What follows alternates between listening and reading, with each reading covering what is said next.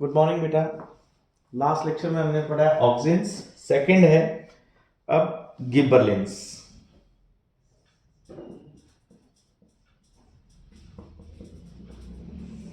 गिबरलिंस गिबरलिंस की डिस्कवरी कैसे हुई? जापानीज जो थे राइस फार्मर,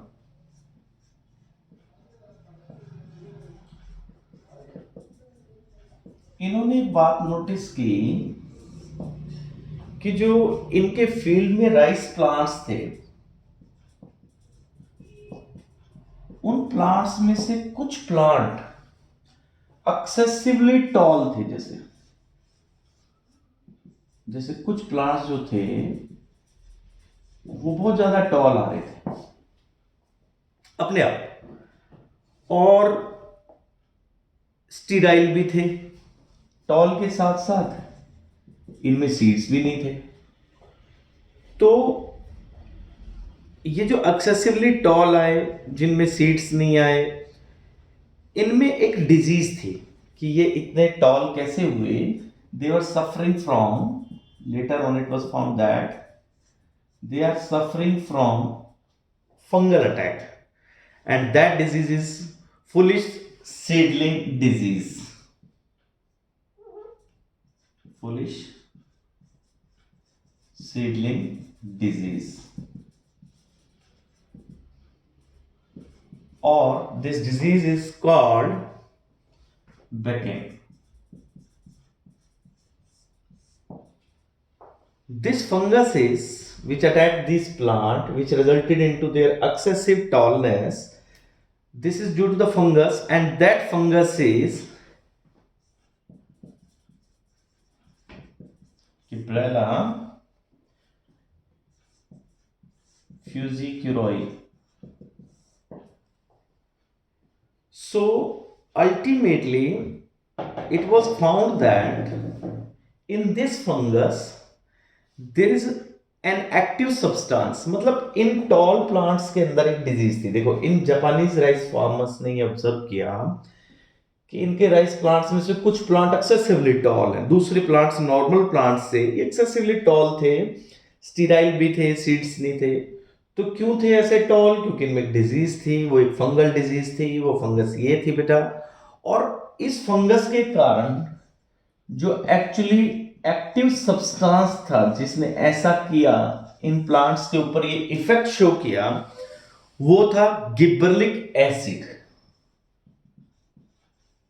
गिबरलिक एसिड। अब यहां से हमें ये पता लग गया कि गिबरलिक एसिड जब प्लांट पे आएगा तो उसकी एक्सेसिव ग्रोथ होगी, इंटरनोड्स बढ़ जाएंगे उसके, इसके इंटरनोड्स की लेंथ बढ़ जाएगी। That's called as bolting.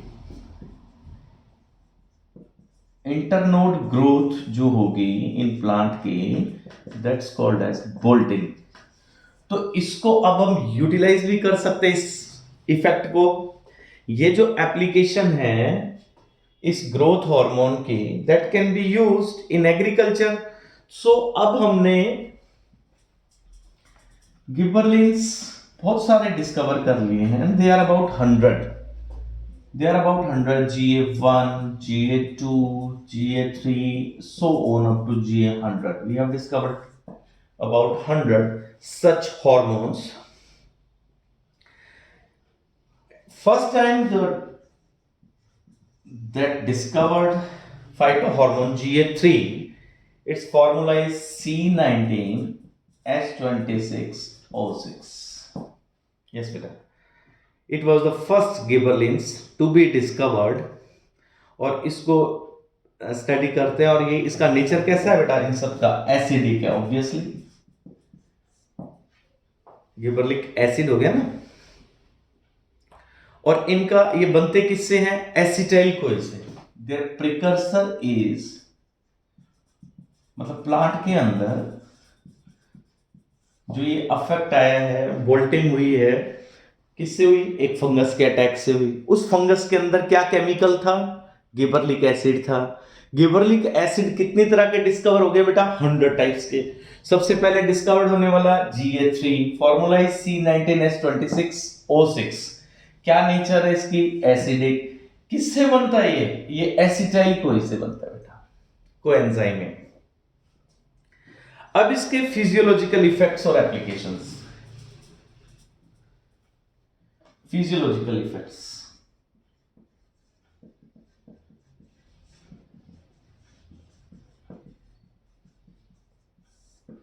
तो फर्स्ट तो अभी मैंने बताई दी आपको बोल्टिंग। बोल्टिंग का मतलब ये क्या करते हैं, अगर किसी प्लांट पे आप इसको अप्लाई करते हो फाइटो हार्मोन गिबरलिन को, तो it will result into long internode.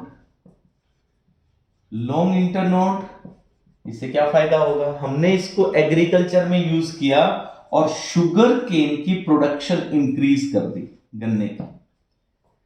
तो आपने गन्ने के ऊपर अगर आप डाल देते हैं गिबरलिक, तो उसका जो ईल्ड है प्लांट का 20 टन पर एकड़ तक बढ़ जाएगा। मतलब गन्ना ज्यादा होगा खेत में अगर हमने इस हार्मोन को यूज कर लिया तो। सेकंड, हम इसको यूज कर सकते हैं कि अगर कोई प्लांट ड्वार्फ है, जेनेटिक ड्वार्फ है, मतलब उसके पास जीन ही ड्वार्फ के आए, पौधा छोटा है नॉर्मल से, जैसे मेंडल वाला आपने 10th में पढ़ा है, मेंडल ने जो पी प्लांट्स रखे थे याद आपको, एक टॉल था एक ड्वार्फ था। अब जैसे मान लो हमारे पास एक तो टॉल प्लांट है नॉर्मल, क्यों टॉल है ये, क्योंकि इसके पास क्या है, जीन है टॉल रहने का। एक प्लांट है ड्वार्फ, उसके पास है रिसेसिव जीन। अब ये टॉल तो नहीं होगा क्योंकि इसके पास डीएनए नहीं है। आप इसके ऊपर गिबरलिन अप्लाई कर दो तो इसकी हाइट इंक्रीज हो जाएगी।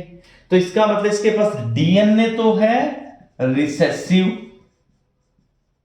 और जो इफेक्ट दिख रहा है वो कैसा दिख रहा है, डोमिनेंट वाला। इसमें डीएनए हालांकि रिसेसिव वाला ही रहेगा, बट फिनोटाइप जो इफेक्ट आपको ऑब्जर्व हो रहा है वो टॉलनेस ऑब्जर्व हो रही है। तो आप गिबरलिन से ये भी कर सकते हैं। शुगर केन जो अभी मैंने आपको बताया 20 टन पर एकड़ की बढ़ जाएगी। तीसरा यूज ये है इसका,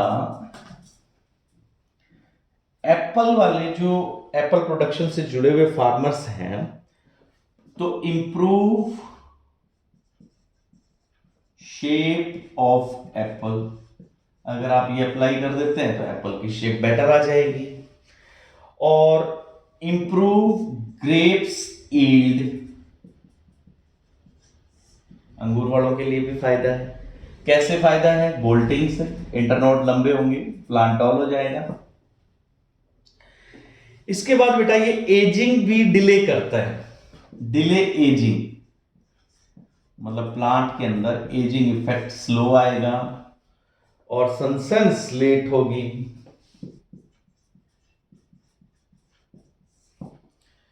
देन अर्ली मेच्योरिटी इन कोनिफर्स,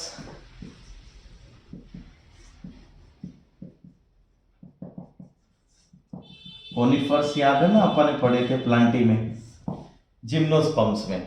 अगर कोनिफर्स के ऊपर आप इसको अप्लाई करते हो तो वो जल्दी मैच्योर हो जाएंगे। और इसको डोरमेंसी में भी यूज करते हैं। डोरमेंसी में कैसे, डोरमेंसी क्या होती है कि जब ग्रोथ रुक जाए तो वो डोरमेंट स्टेज है।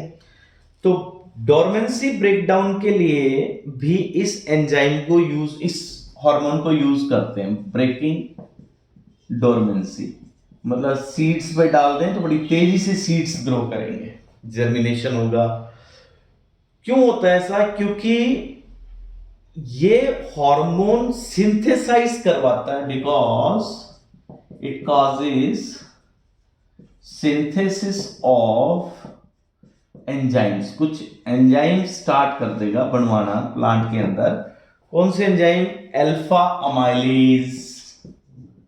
मतलब आपने अगर ये हार्मोन डाल दिया तो प्लांट के अंदर अल्फा अमाइलेज, लाइपेज और प्रोटीएज, ये एंजाइम्स बन जाएंगे जिनसे प्लांट की ग्रोथ होगी। तो ग्रोथ होगी तो डोरमेंसी खत्म। तो ब्रेकिंग ऑफ डोरमेंसी भी आप इससे गिबरलिन अप्लाई करके उसकी डोरमेंसी को खत्म कर सकते हैं। ब्रेकिंग ऑफ डोरमेंसी हो सकती है। ठीक है बेटा। इसके बाद नेक्स्ट है साइटोकिनिन। ठीक है बेटा, वो नेक्स्ट लेक्चर में। Thank you.